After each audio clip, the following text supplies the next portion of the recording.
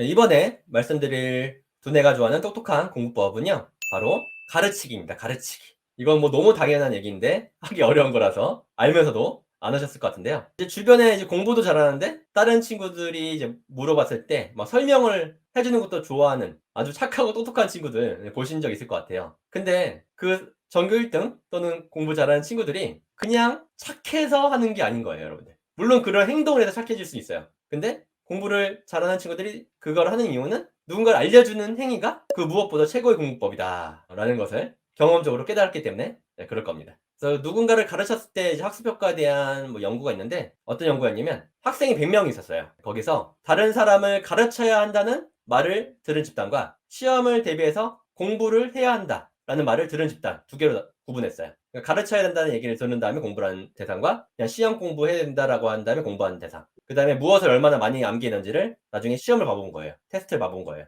연구 결과 다른 친구를 가르쳐야 한다는 말을 듣고 그 다음에 시험을 본 친구들은 그냥 시험 공부를 한 친구들보다 기말고사 성적이 무려 12%가 더 높았대요. 성적만 높았던 게 아니라 중요한 정보와 핵심 주제에 대해서 더 많이 기억을 했다고 합니다. 그래서 학습과학에서는 이처럼 공부한 내용을 다른 사람에게 가르쳐주면서 본인이 더 많이 배우는 현상을 프로테제 효과라고 불러요. 프로테제 효과.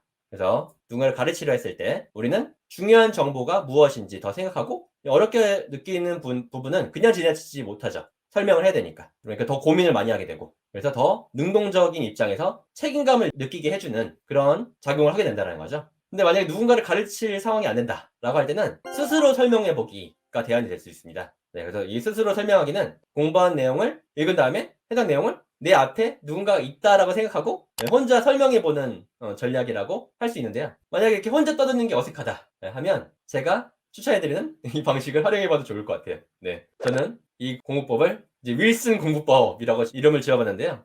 윌슨이라고 하면 MBC 뭐 예능 나 혼자 산다에 나오는 고민형이라고 볼 수 있는데, 원래는 톰 행크스 주연의 캐스트어웨이라는 영화에서 배구공 모양의 인형이 나온 게 그 고민형 윌슨의 모티브죠, 그렇죠? 캐스트어웨이 영화 꼭 한번 봐보세요. 그 영화에서 톰 행크스가 이제 불의의 사고로 무인도에서 혼자 살게 되죠. 로빈슨 크루소 같이. 근데 거기에서 이제 배구공이 이제 같이 떠내려 나왔는데 거기 이제 어떻게 하다 보니까 이제 피를 묻히게 됐는데 그 피를 묻힌 모양이 사람 얼굴처럼 이제 됐던 거예요. 네, 그래서 톰 행크스가 그 배구공을 친구 삼아서 대화를 나누죠.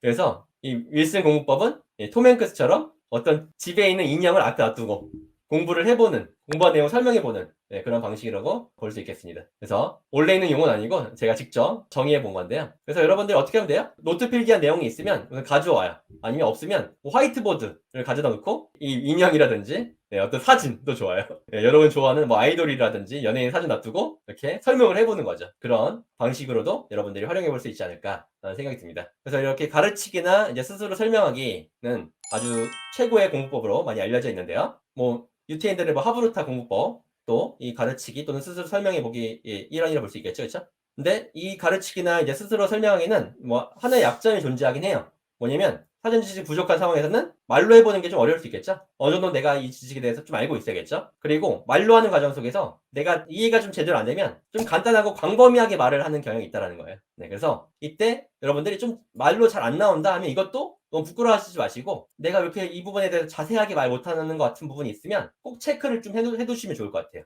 네, 그래서 그 해당 내용을 다시 좀 살펴보면서 완벽하게 이해하고 넘어가야지만 여러분들이 어떤 메타인지를 이제 작용시켜서 더 여러분들이 다음에 더 잘할 수 있는 상태가 되지 않을까, 더 오랫동안 기억이 지속되는 그런 상태가 되지 않을까라는 생각이 듭니다. 네, 그래서 여러분들이 이렇게 가르치기라는 방식 안에 누군가를 알려주는 방식도 있지만 가르치기가 잘 안 된다라고 했을 때는 스스로 설명해보는 방식, 제가 말한 뭐 윌슨 공부법 꼭 활용해보시면 좋을 것 같습니다. 네, 여기까지 가르치기에 대한 내용 말씀드렸습니다. 네, 감사합니다.